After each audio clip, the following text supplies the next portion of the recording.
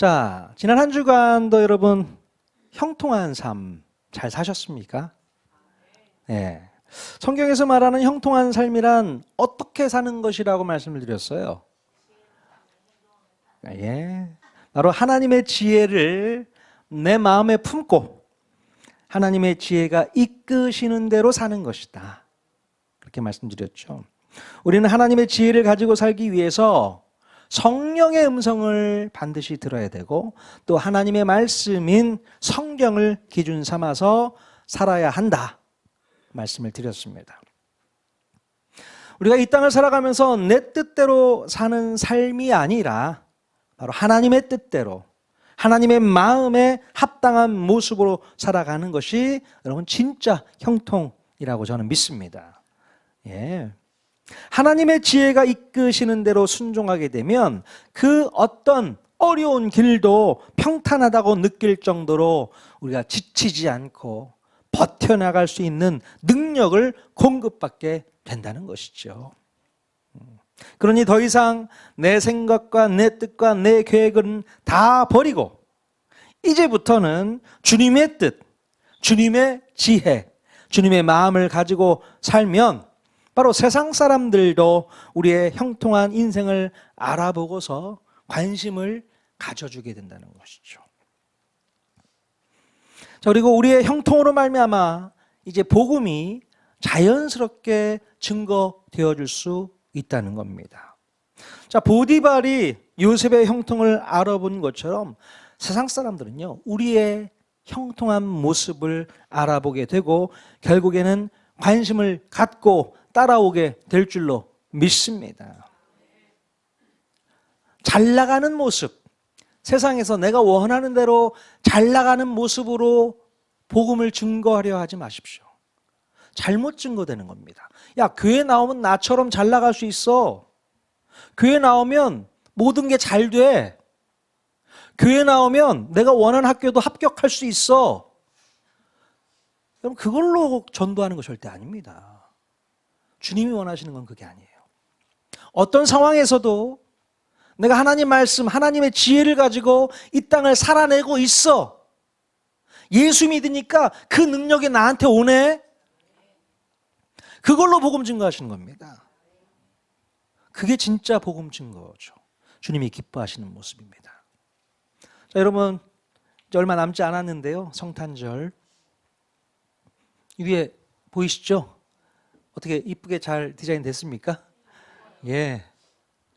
우리 성도들에게 또 친구들에게 이웃들에게 한번 증거해 보실 수 있기를 바랍니다. 야, 우리 교회에서 성탄절 예배가 있는데 한번 와서 예배 드리고 말씀도 듣고 또 맛있는 뷔페 음식도 준비했으니까 먹고 가. 선물도 준대. 자, 이렇게 요청을 하시는 겁니다. 그러면 하나님께서 계획하신 영혼은 반드시 오게 되어 있습니다. 그 믿음을 가지고 도전하십시오. 준비된 영혼이 분명히 있다니까요. 근데 그 준비된 영혼을 우리가 놓쳐서는 안 됩니다. 이미 하나님께서는 준비시켜놨는데 우리가 말 한마디 꺼내지 않음으로 인해서 못 오게 되면 누구 책임이에요? 예, 그분 책임입니다. 꼭 초청해 볼 수 있길 바랍니다. 자, 오늘 읽은 본문 말씀을 보면요, 우리가 형통한 삶을 살기 위해서, 즉 하나님의 지혜가 이끄시는 대로 살기 위해서 한 가지 명령을 내리고 있습니다. 자, 빌립보서 2장 5절 말씀 같이 읽겠습니다. 시작. 너희 안에 이 마음을 품으라. 곧 그리스도 예수의 마음이니. 네. 자, 사도 바울은 우리 마음 속에 그리스도 예수의 마음을 품으라고 선포했습니다. 그리스도 예수의 마음을 품게 되면 놀라운 일이 일어나게 된다는 거예요. 네. 자, 그렇다면 여기서 말씀하고 있는 그리스도 예수의 마음이란 어떤 마음인가? 자, 빌립보서 2장 6절에서 8절 또 읽어보면 확인할 수 있습니다. 같이 읽겠습니다. 시작. 그는 근본 하나님의 본체시나 하나님과 동등됨을 취할 것으로 여기지 아니하시고 오히려 자기를 비워 종의 형체를 가지사 사람들과 같이 되셨고 사람의 모양으로 나타나사 자기를 낮추시고 죽기까지 복종하셨으니 곧 십자가에 죽으심이라. 네. 자, 원래 우리 예수님께서는 근본적으로 하나님의 본체이셨지만 그 영광스러운 존재의 그 상태를 끝까지 고수하려 하지 않으시고 자기 스스로를 비워서 인간이 되셨다고 기록하고 있습니다. 이것을 우리는 인카네이션, 바로 성육신이라고 이야기를 합니다. 하나님께서 인간이 되셨다. 성육신. 앞에 성자는 거룩할 성이 아닙니다. 이룰성입니다. 예. 인간, 육신을 입고 오시게 되었다는 것이죠. 우리 예수님께서 굳이 이렇게까지 하신 이유가 무엇이었습니까? 왜 인간의 몸을 입고 이 땅에 오셨어야 되는 거예요? 오직 인간을 죄와 사망 가운데서 구원하시기 위한 목적 때문이었어요. 그래서 성육신이라는 방법을 사용해서 자기를 낮추시고 십자가를 지시기까지 했다는 거죠. 자, 이렇게 하나님의 본체이셨던 분이 인간을 구원하기 위해서 인간의 몸으로 오신 성육신의 사건은 그 어떤 기적보다도 놀라운 그런 감사한 기적이 아닐까 싶습니다. 야, 놀랍다. 어떻게 하나님이 인간의 몸을 입고 오셨을까? 자, 그런데 빌립보서를 쓴 사도 바울은요, 예수님의 성육신을 설명하기 위해서 매우 중요한 개념 하나를 우리에게 귀뜸해 주고 있는데요. 그것이 바로 뭘까요? 바로 자기 비움의 과정이 있었다는 것이죠. 여기서 자기 비움이라는 것은 헬라어로 케노시스라고 얘기하는데요. 이 케노시스라는 것은 예수님이 자신의 신적인 권능과 특권을 다 내려놓고 인간의 한계를 받아들이신 것을 의미합니다. 이게 바로 예수님의 자기 비움, 케노시스라고 말할 수 있는 겁니다. 바로 사도 바울이 지금 주장하고 있는 것처럼 예수님의 마음을 품으라고 하는 것은 다른 것이 아니라 이 케노시스를 통해서 자신을 낮추셨던 성육신의 마음을 우리도 품어야 된다. 그 얘기를 하고 있는 것이죠. 자, 이것이 바로 오늘 우리가 배우고자 하는 겸손의 개념이라고 말씀드릴 수 있습니다. 여러분, 보통 우리는 겸손에 대해서 어떻게 이해를 하고 있습니까? 참 저 사람은 겸손해. 어떻습니까? 보통 남 앞에서 자신을 내세우지 않고 또 자세를 낮추거나 또 다른 사람을 높이는 그런 태도라고 우리는 알고 있습니다. 그게 겸손이야. 예. 보통 좋은 인격을 가진 사람들은요, 자신의 태도를 겸손하게 세팅을 합니다. 예. 어디 가서 나대지 않으려고 하고 또 자기 주장을 강하게 어필하려고 하지도 않고 또 웬만하면 눈에 잘 띄지 않게 구석진 곳에 앉으려고 하고 큰 목소리를 내려고 하지 않습니다. 저 어디 구석에 앉아 계신 분들 겸손하신 분일 수 있습니다. 되게 온순한 성격을 가진 사람들이 이런 태도를 취하는 것을 볼 수 있습니다. 제가 좀 그런 성격이에요. 나대지 않으려고 하고 목사니까 이렇게 나대는 거지 원래 같았으면 나대지 않습니다. 그냥 구석에서 없는 듯 있는 듯 그런 존재감 없는 그런 사람이거든요. 자, 그런데요, 우리는 이런 태도를 겸손이라고 생각하는데 오늘 성경에서 말씀하고 있는 예수님의 겸손은 우리의 생각과는 차이를 보이고 있다는 거죠. 예. 그러면 우리가 알고 있는 겸손과 바로 예수님의 겸손은 구체적으로 어떤 차이가 있는 것일까요? 그걸 알아야 되는 거예요, 오늘. 자, 바로 우리가 알고 있는 겸손은요, 태도의 문제이고요. 예수님의 겸손은 위치의 문제다. 머릿속에 한번 기억했으면 좋겠습니다. 우리의 겸손은 태도의 문제라고 하지만 예수님이 말씀하신 겸손은 위치의 문제다라는 것이죠. 자, 가만히 잘 생각해 보면 겉으로 볼 때에 매우 겸손한 태도를 보이는 사람이 있다고 해도 그 사람의 속마음은 여전히 교만함으로 가득 차 있는 모습을 볼 수 있게 됩니다. 아까 제가 말씀드렸잖아요. 사람들은 겸손한 태도를 장착할 수 있습니다. 갖추어 나갈 수 있어요. 하지만 그 사람의 마음 깊은 곳을 들어가 보면 교만함이 가득 차 있는 것을 발견할 수 있어요. 남 얘기하듯 하지 마시고 본인 얘기다 생각하시면 됩니다. 우리의 모습이 다 그렇잖아요. 아유, 제가 뭘 해요 이러면서 교만하잖아요. 저도 그래요. 그냥 예의상 겸손한 태도로 상대방을 배려하려 하고 있지만 정작 속마음은 상대방을 무시하거나 폄하하거나 또 차별하는 사람들이 얼마나 많은지 모릅니다. 자, 이런 사람들은 아무리 겸손한 태도를 보여도 절대로 겸손하지 않습니다. 네. 자, 그런데 우리 예수님은요, 겸손이라는 것은 단순히 태도를 바꾼다고 해서 되는 게 아니라는 거예요. 태도의 문제가 아니라 위치의 문제다. 그 얘기를 하고 싶은 거예요. 내가 상대방과의 사이에서 어떤 위치에 있느냐. 그것이 바로 진짜 겸손을 나타낸다고 말씀하고 있는 것입니다. 아무리 상대방보다 가진 것이 많고 수준이 높은 삶을 살고 있어도 이 케노시스, 바로 그것을 통한 자기 비움을 통한 낮아짐을 이룰 때에 그것을 진짜 겸손이라고 말할 수 있다는 거예요. 예수님께서 자기 비움을 하셔서 겸손하셨던 것처럼 오늘 우리들도 자기 비움, 케노시스, 그것을 통해서 낮아져야 된다는 거죠. 그럴 때 우리는 겸손을 이루어낼 수 있습니다.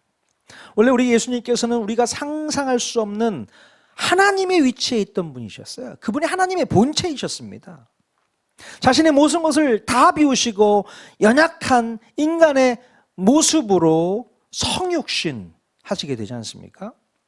그래서 예수님께서는 인간이 느끼고 있는 고통과 연약함과 그 모든 아픔들을 다 몸소 경험해 보셨기 때문에 우리를 깊이 이해할 수 있고 공감할 수 있음을 바로 십자가를 통해서 확인시켜 주셨어요.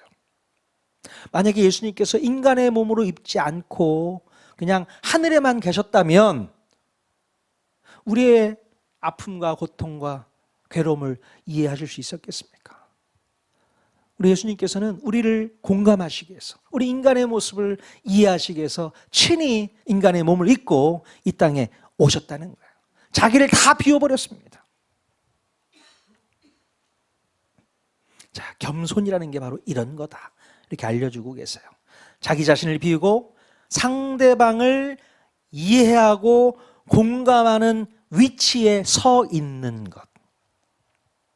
여러분, 이해하다 라는 단어를 가지고 있는 영어 단어 혹시 아십니까?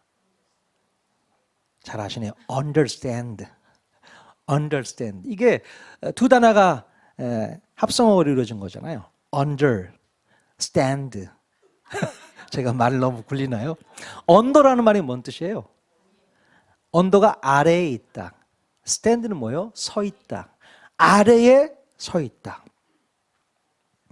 자, 이래야만 이해할 수 있다라는 얘기를 하는 겁니다. 아래에 서 있으면 이해가 가능하다. 바로 이것이 겸손의 의미를 나타내는 것이 아닐까 이렇게 생각해 볼 수 있습니다. 위치를 바꾸는 거죠. 늘 제가 이 강대상 위에서만 여러분들을 바라보는 것과 내가 바로 여러분 밑으로 내려가서 여러분과 함께 있는 것과는 큰 차이입니다. 정말 이해하기 위해서는 아래로 내려가야 돼요. 눈높이를 더 낮춰야 되는 겁니다. 그러면 충분히 이해할 수 있고 공감할 수 있게 되는 것이죠. 우리 예수님께서 바로 understand 해주셨다는 것을 우리가 아셔야 되는 겁니다. 자, 이렇게 우리 예수님께서는 겸손의 모본을 보여주셨습니다. 그러므로 우리들도 예수님의 겸손을 본받고 배워야 하는 거예요. 예수님께서 자신을 비워서 위치를 낮추셨던 것처럼 우리들도 바로 케노시스 해야 되는 겁니다. 자기 자신을 비우는 과정을 거쳐야만 진짜 겸손에 이를 수 있게 됩니다. 자, 그러면 도대체 우리는 무엇을 비워야 될까? 뭘 비워야 될까요? 우리 뱃속을 비워야 될까요? 뭘 비워야 될까? 자, 첫 번째는요, 자신의 능력에 대한 과도한 자부심과 이기심을 비워야 됩니다. 내려놔야 됩니다. 자, 죄성을 가지고 태어난 우리 인간은요, 태어날 때부터 이 교만함을 아주 장착하고 태어났어요. 태어날 때부터 교만합니다. 그래서 남들과 비교하면서 남들이 가진 것보다 더 많은 것을 가지고 있으면 그것이 자기 자랑이 되고 자부심을 가져다 주잖아요. 내가 너보다는 한 수 위다. 내가 너보다는 실력이 꽤 있다. 자신감이 있고 자부심을 갖고 있고요. 자, 그런데 이런 것들은 우리를 더욱 교만하게 증폭시키는 도구가 됩니다. 아주 교만함을 더 확대시키는 것이죠. 자, 우리 인간은 가능하면 더 많은 능력을 가지려고 하고 더 쌓으려고 하는 욕심을 부리게 됩니다. 더 가졌으면 좋겠다. 그리고 그 능력을 내가 어떤 사람인지를 드러내는 데만 쓰려고 하는 거예요. 예? 내가 이런 사람이야. 내가 이런 사람이라고. 사람들에게 나는 너와 다른 종자라는 것을 증명하고 싶어 한다는 거죠. 우리는 그런 위치에 있는 사람이라고 늘 사람들에게 알려주고 싶은 거죠. 그러니까 함부로 보지 말라는 거예요. 자, 이런 사람들은요, 절대로 겸손할 수 없습니다. 겸손이 뭔지도 모르는 거죠. 자, 이 사람이 진정으로 겸손의 실력을 가지려면 어떻게 돼요? 자신의 능력에 대한 과도한 자부심과 이기적인 마음을 내려놓고 그 능력을 가지고 남들을 섬기는데 기쁨으로 사용해야 되는 거예요. 근데 이거 되지 않으면 어렵습니다. 겸손할 수 없어요. 또 두 번째는요, 물질적인 것에 대한 집착을 내려놓고 나눔과 배품을 우리는 실천해야 됩니다. 그게 필요해요. 죄성을 가진 인간은 자신의 가치를 증명받기 위해서 끊임없이 소유하기를 원합니다. 예. 특히 물질 소유에 대한 집착을 버리지 못하고 물질로서 자신의 가치를 증명하려고 하는 것이죠. 그래서 명품 브랜드를 온몸에 걸치고 두르면서 자기 자신을 명품이라고 어필합니다. 그렇잖아요. 나 명품이야. 봐봐.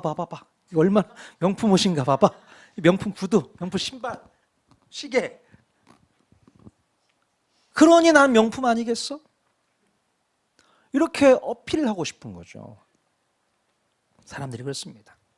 자, 이런 사람들에게 공통적으로 나타나는 증상은 자기보다 가지지 못한 그런 사람들에 대한 무시와 하대와 갑질입니다.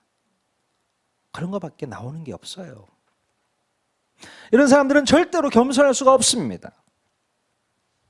자, 그러나 물질적인 것에 대한 집착을 버리고 오히려 그 물질을 사람들과 함께 나누고 베푼다면 그때부터 케노시스가 이루어지는 것이고 겸손이 시작될 수 있습니다. 집착을 내려놓는 거죠. 물질에 대한 집착. 야, 이게 전부가 아니잖아. 내가 명품이 됐지. 내가 뭔가를 걸치고 있어야 내가 명품이 되나? 내려놓으셔야 되는 거예요. 그런 집착으로부터 자유해야 될 줄로 믿습니다. 내 안에 있는 욕심과 그 모든 집착을 내려놓을 때에 예수님의 겸손에 우리는 다가갈 수 있게 될 줄로 믿습니다.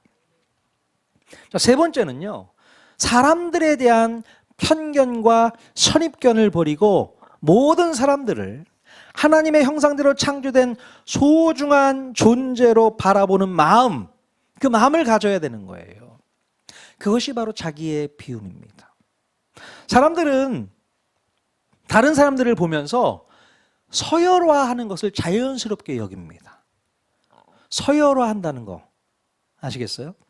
그 사람이 얼마나 능력이 있느냐, 얼마나 소유했느냐를 보면서 사람들을 서열화하게 됩니다. 1등, 2등, 3등, 4등, 옳지. 겉으로 보이는 것으로만 사람들을 평가하고 편견과 선입견을 갖게 되어 서열이 낮은 사람이다라고 판단이 되어지면 그 사람에 대한 존중은 잊어버리게 됩니다. 존중이 어디 있어요? 너는 낮은 서열이니까 그냥 거기 그대로 있어.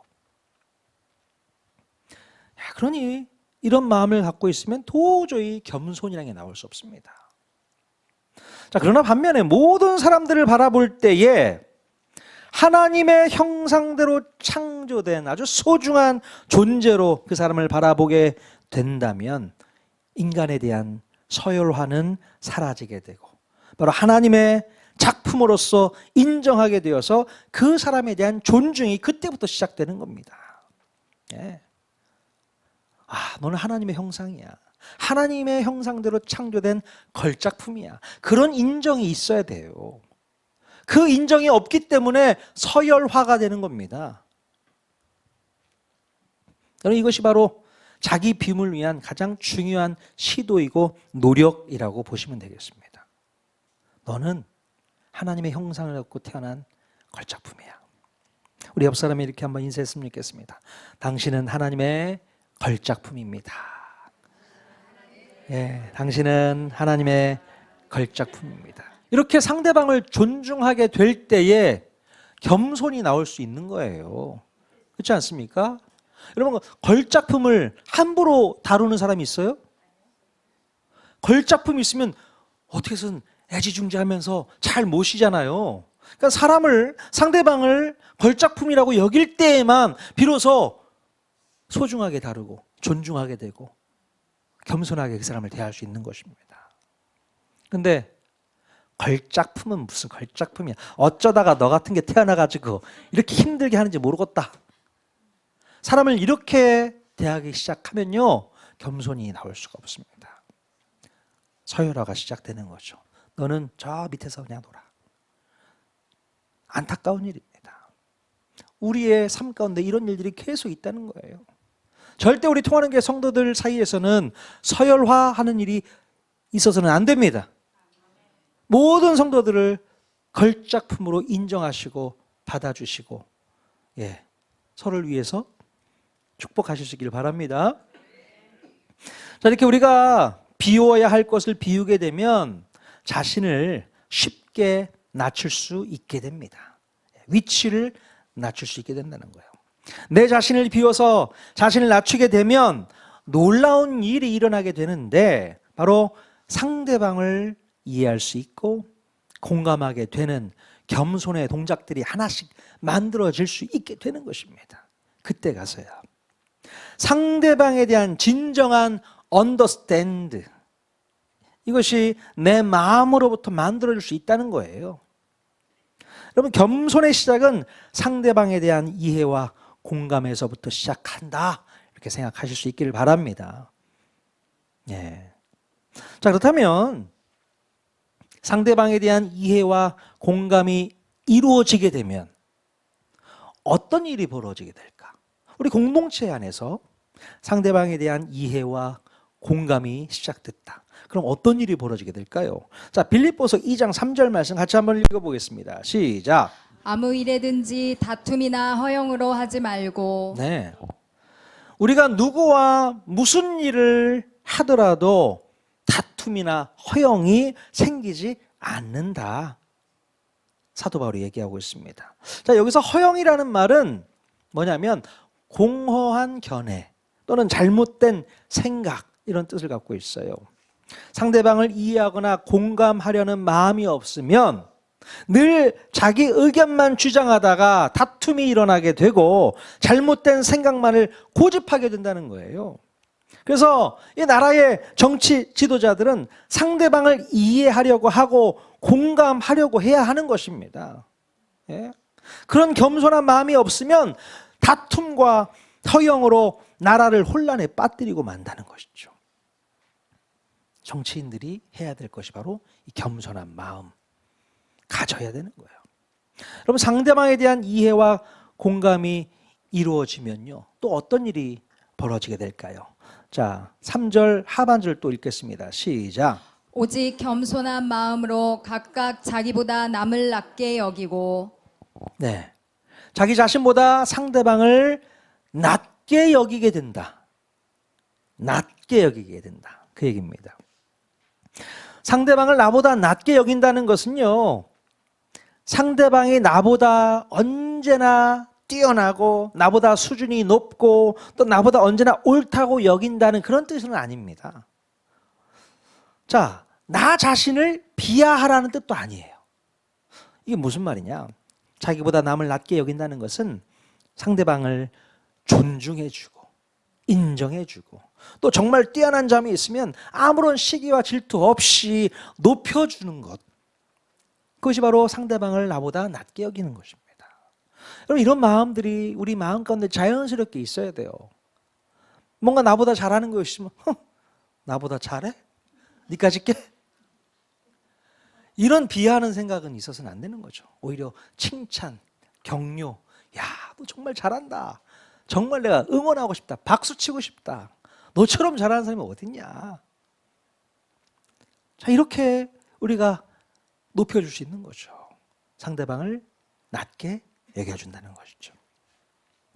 여러분, 상대방에 대한 이해와 공감이 이루어지면 또 어떤 일이 벌어지게 될까요?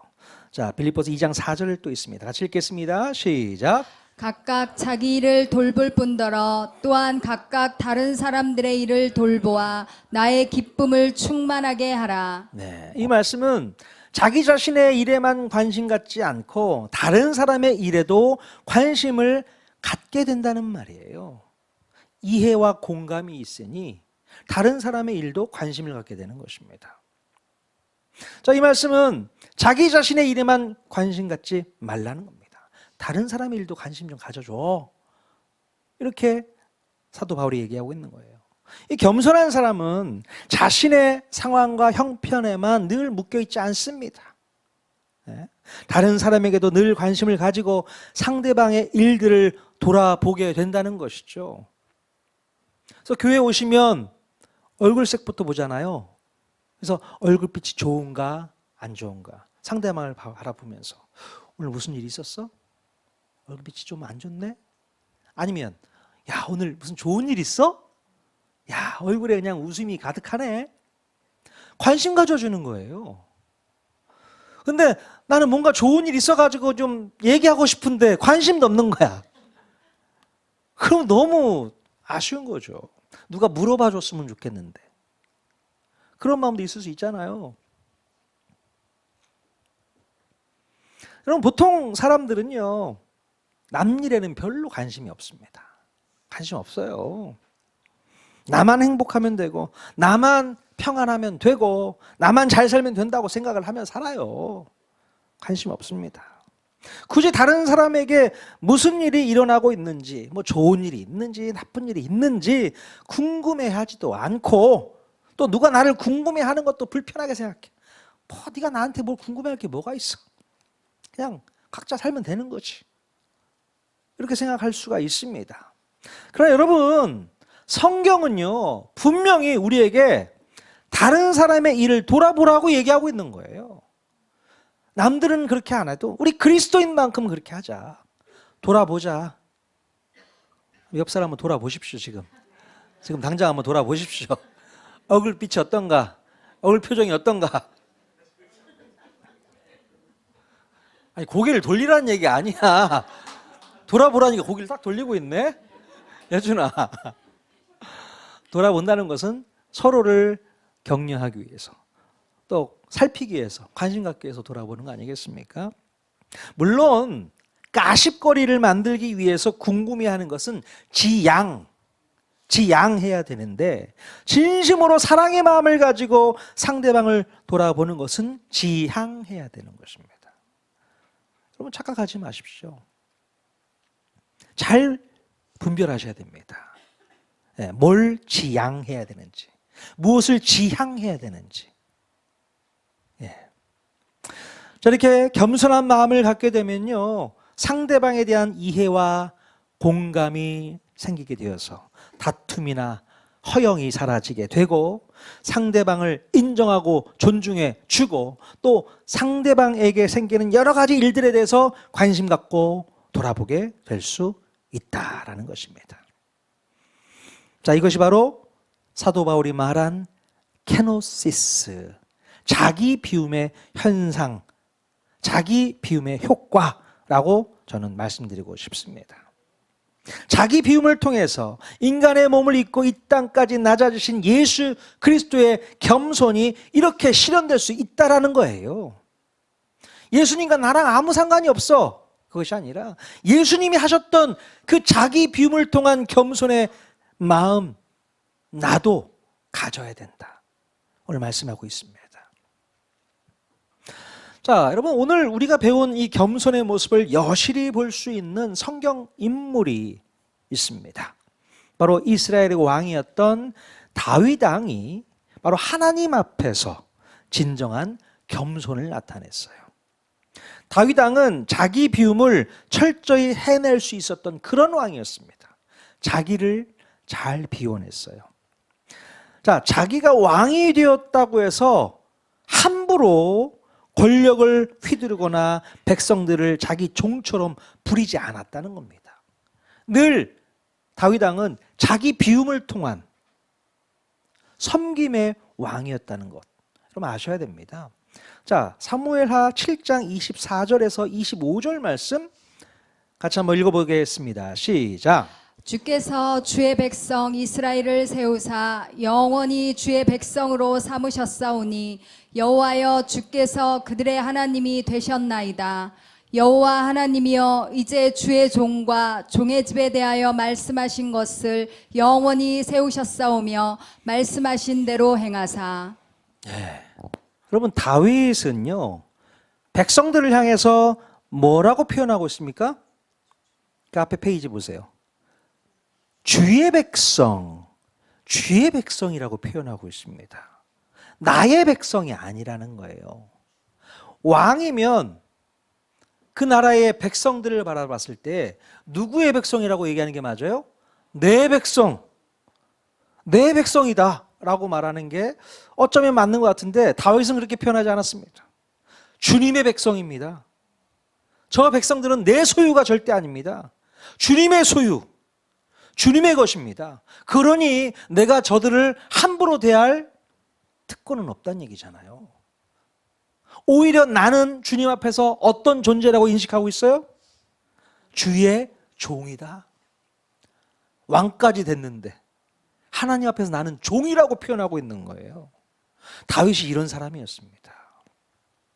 자기 비움이 있었기 때문에 뭐 하나 집착하는 게 없어요. 예? 저 백성들은 주님의 백성입니다. 저는 주님의 종입니다. 똑같습니다. 그런 고백이 있는 것이죠. 자기 자신에 대해서는 주의 종이라고 understand, 이해하고 있었던 것이죠. 다윗은 충분히 자신의 욕심과 욕망과 탐욕을 비웠기 때문에 겸손이 가능할 수 있었던 거예요. 여러분 자기 자신을 주의 종이라고 인식하고 있는 왕이 이스라엘 백성들을 개인 사유화하고 또 함부로 다뤘겠습니까? 절대 그렇게 못하죠. 내 게 아닌데 주님의 것인데 함부로 대지 않죠. 자, 그런데요 다윗과는 정반대로 겸손의 모습은 찾아볼 수 없었던 그런 왕이 있었습니다. 누굴까요?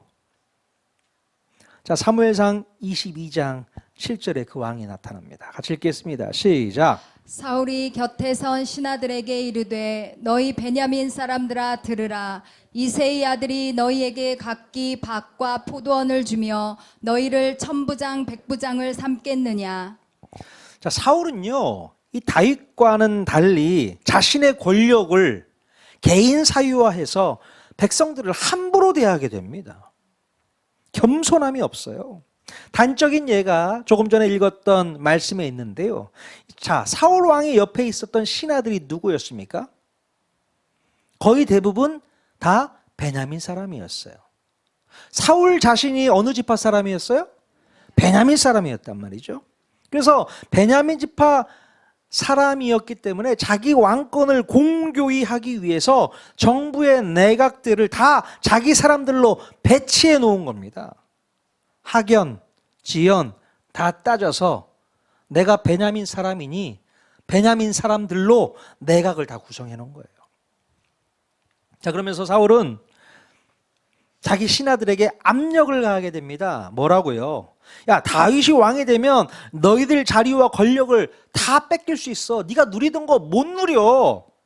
그러니 다윗을 빨리 잡아들여서 처단해 라고 얘기하는 것이죠. 사울이 이런 사람이었어요. 자기 비움이 없습니다.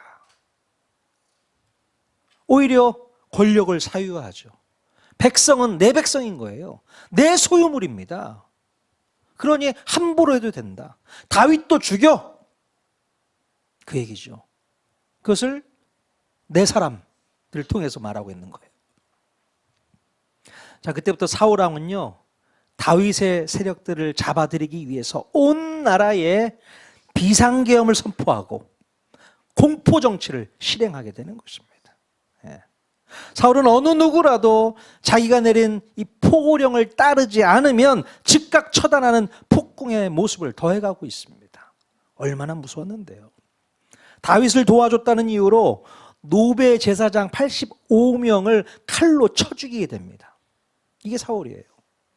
또 오죽했으면 사울 왕에게 기름을 부어줬던 사무엘 선지자가 벌벌 떨 정도였어요. 어떻게 사무엘 선지자가 떱니까? 그 정도로 무섭게 공포 정치를 했던 인물이 사울 왕이었어요. 이렇게 사울 왕에게서는 겸손의 모습을 도무지 찾아볼 수 없습니다. 사울 왕의 마음 가운데는 권력에 대한 탐욕과 탐심으로 가득 차 있었기 때문입니다. 이 사울 왕의 마음은 자기 비움은 고사하고 권력욕으로 가득 차 있었던 것이죠. 그러니 하나님 앞에서도 또 사람 앞에서도 결코 겸손할 수 없었던 거예요. 결국 겸손하지 못한 사울 왕은 비참한 최후를 맞이하게 됩니다. 이래요. 교만한 마음을 갖고 있으면 결국 비참하게 인생을 끝낼 수밖에 없습니다. 그럼 아까도 말씀드렸지만 겸손은 태도의 문제가 아니라 위치의 문제라고 했습니다. 우리의 태도만 겸손한 척 바꾼다고 해도 우리의 마음의 위치가 여전히 높아져 있으면 우리는 절대로 겸손할 수 없습니다. 겸손하지 못하다는 것은 당연히 교만함으로 물들어 있다는 말이죠. 교만한 사람은 결국 추락할 수밖에 없고 비참하게 멸망할 수밖에 없습니다. 그러니 여러분, 겸손히 행하십시오. 겸손하셔야 됩니다. 위치 이동을 하셔야 되는 거예요. 언더스탠드 하셔야 됩니다. 자기를 비움을 통해서 모든 것을 내려놓고 상대방을 이해하고 공감하는 수준으로 낮아져야 되는 것이다. 이것이 바로 진짜 겸손이에요. 그래야만 우리는 복음을 증거할 수 있는 것입니다. 그럼 복음 전하는 게 왜 어려운가? 자기 비움이 없기 때문에 그렇습니다. 예수님께서 인카네이션, 성육신 하듯이 이 땅에 오신 것처럼 우리도 하나님을 알지 못하는 저 불신 영혼들에게 인카네이션 해서 들어가야 되는 거예요. 그들에게 성육신해서 들어가는 것처럼 들어가야 되는 겁니다. 근데 못 들어가고 있어요. 왜요? 자기를 비우지 못하기 때문에. 자기의 자존심 허락이 안 돼. 내가 얘한테 아쉬운 소리 할 그런 위치가 아닌데 굳이 무슨 아쉬운 소리를 해가지고 교회 나오라고 하나. 쪼리는 것도 싫은 거야. 내가 왜 굳이. 에휴. 여러분, 정말 필요한 게 겸손의 모습, 자기 비움의 모습을 통해서 인카네이션 되어야만 복음이 증거될 수 있습니다. 저와 여러분 모두가 다 자기를 비울 수 있기를 바랍니다. 오늘 목장 모임 하면서 나는 무엇을 비워야 될까? 어떤 부분에서 비워지지 못하고 있는가?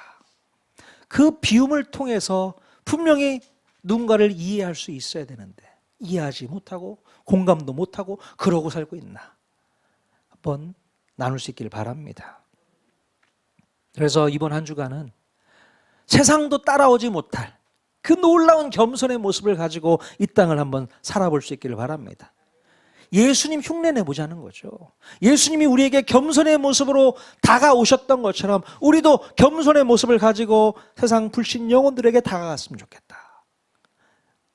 그 말씀을 저는 여러분들에게 드리고 싶습니다. 진짜 겸손하셨으면 좋겠습니다.